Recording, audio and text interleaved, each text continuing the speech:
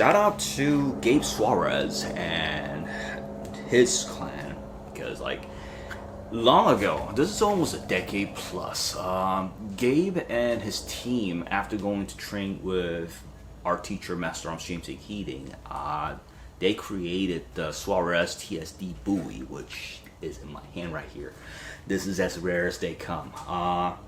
It was acquired for one of my current projects, and it is, and that's another headache and a shit fest stuff. So I needed some time off to cool off, because I spent literally the weekend just dealing with this crap, and I'm just borderline close to just throwing it. But when you got responsibility as soon to be a grandpa, it's yeah, responsibility. So we'll leave it at that. Okay, going into this, Gabe, and I believe one of his staff instructors, I believe John Chambers, if I remember the name correctly, they created this buoy. And I'll tell you right now, back then, gotta be honest, we really didn't, those of us who use Bowie knives, we really didn't give much thought about this. We said, yeah, neat, and that was it. Fast forward 2024, this was the jewel in the sand that all of us missed. It's like, that was the kind of thing. And those of you who have one of these or have acquired them through me in the past, because one of the things that for my students, when they needed a buoy as they joined my practice back then, I would recommend this, because the following. One, the price range was definitely on the right track, meaning it was within $200 region, and all you needed to do was take the blade to our friend Master Daniel Melly. Shout out to Daniel, who also edged this one right here. Thank you again, my friend. And then you would have a functional buoy with a sharpened back edge that works. Because when it comes to you directly from Gabe, it literally just came with it was sharp, but not as sharp as could be, or the finely done. So you need to do some work, and back edge came blunt. Ironically, this is also what led me to going to Daniel's in the first place. And Daniel, actually, our first blade that I had that he worked on for me was the Suarez TSD Bowie, and he did it just phenomenal. That's how the story begins. So, going into this.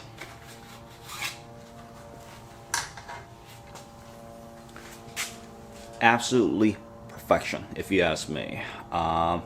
Blade's been edged by Daniel, so it is Epicurean edged. It does have a functional back edge right here that is sharp. Thank you again, Daniel. You did an amazing job. I believe this is cross. I forgot what it was. Gabe put it on his website when he was actually releasing the TSD lines, but I forgot. But I'm sure our brother and also fellow Christian, shout out to Guro Tom Choi. How's it going, brother? Tom should be able. Tom, if you know what this is, please let me know. I know it was some sort of a cross or something. And the beauty of this, that for my student, reason why they love this even more was this is made in USA. Now, what made TSD Bowie different from every other Bowie that was available, and that still is available now, is the following. It has a fighting guard, forward curving guard, that is applicable to trap and disarm that we do in Comtech. And this is just perfect for that. The back end, both forward guards on the front and also the back, they work just as exactly in likeness.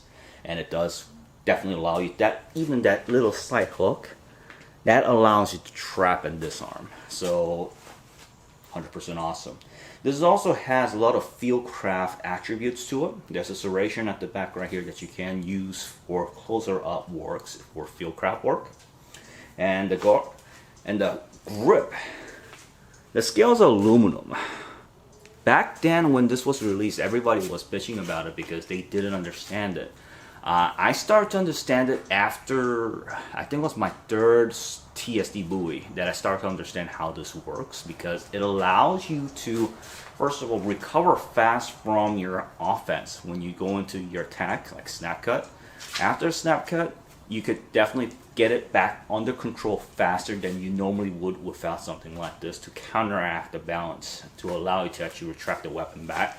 And for something that I do now, like in ganyos, and also if you do like 3 and 4, EKI number 5, these just flow naturally to it, and it is amazing.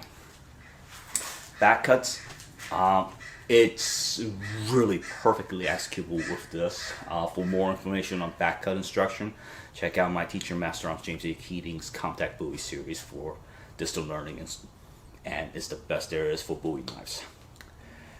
And if you're interested in Floro fighting system, obviously there's yours truly, and also for distant online instruction, you got Raymond Floro, Grandmaster Ray Floro's FFS Online. Highly recommend it. How's it going, brother? So, there you go, guys.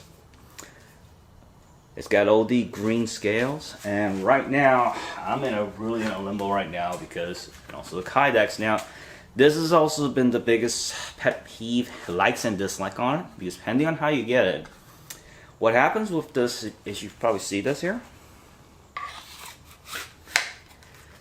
The blade, because of the spacing right here, if you push it down, it will come all the way out to the bottom. So this is a little problem that I'm going to solve by drilling here and here to create almost a stop right here, so at the front of the guard, so it will prevent it from sliding further down. At this point right now, if I just push it in, it'll go all the way down as it did when I actually received this. So that's about it. So going into why you're stressed and why you're in limbo. So right now it's one of the projects. I can't go into too much into detail because it's work, but it is requiring a Bowie, and I've been using this for demonstrations, and that's great.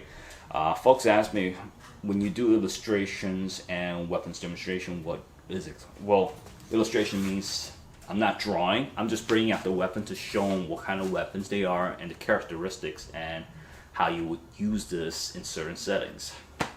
It's the same thing that I do whenever I give instructions to anyone. So that's how that works. Demonstration, for me, when I'm using this, I give them in a couple different folds. But when you're working with folks who work in video game industry, if they want this in a screen where it's what they call FPS, the whole first-person shooter, they have a specific box, so you'll be techniques that you can execute from that on, and they want to see, and that will be Floro fighting systems. But what they want to see is something like more fancier.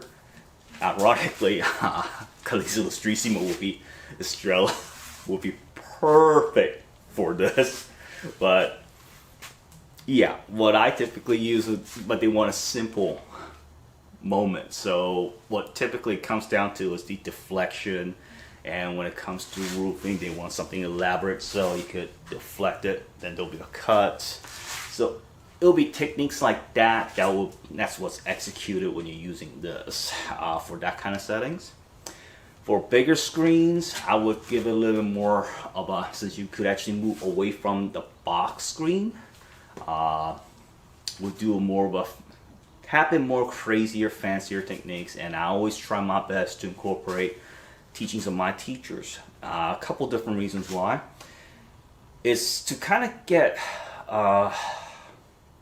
it's kind of spread my teachers' teachings. So I have many teachers, but two teachers that really have changed the way I do everything is obviously Ray, literally changed my life, especially how I fight, and also Master Arms James A. Keating, Uncle Jim, who, if it wasn't for him, I would have given up on teaching martial arts in general. But he taught me the importance that as much as there are assholes out there, there's also good people out there.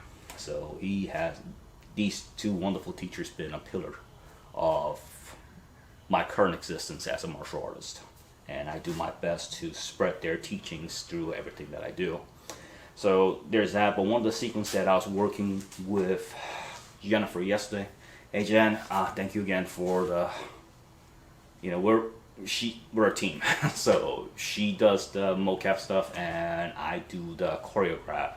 And you know, to be honest, she didn't have to bring me in, but I always do my best to return